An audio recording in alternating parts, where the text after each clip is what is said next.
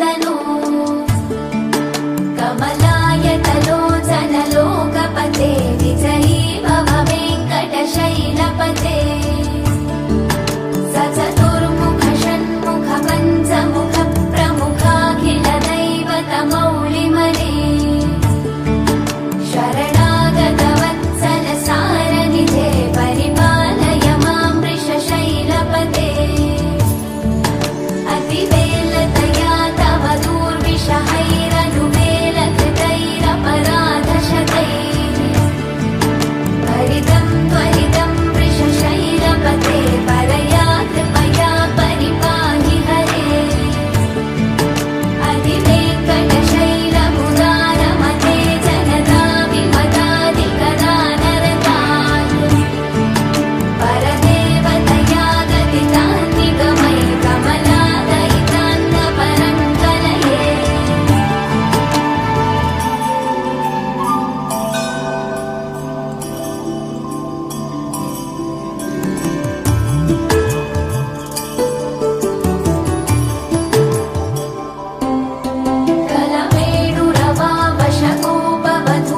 कलवेणुरवावशकोपवधूशतकोटिवृतात् स्मरकोटिसमात् प्रतिपल्लविकाभिमतात् सुखदात् वसुदेवसुतान्नपरं कलये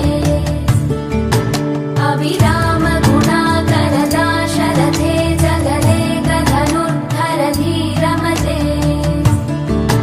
रघुनायक राम रमेश विभो वरदो भवदेव दयाजलधे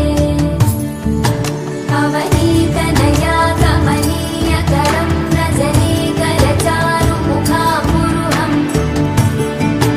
रजनीजलराजतमोमिहिरं महनीयमहं रघुराममये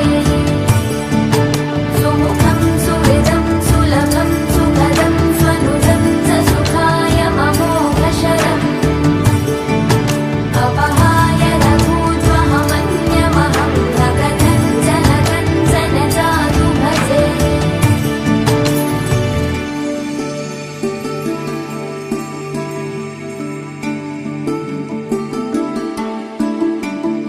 विना वेङ्कटेशं ननाथो ननाथः सदा वेङ्कटेशं स्मरामि स्मरामि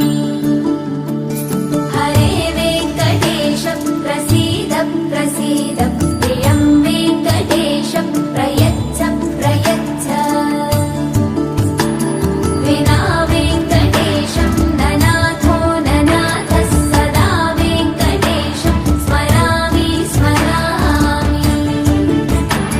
हरे वेङ्कटेश प्रसीद प्रसीद प्रियं वेङ्कटेश प्रयच्छ प्रयच्छ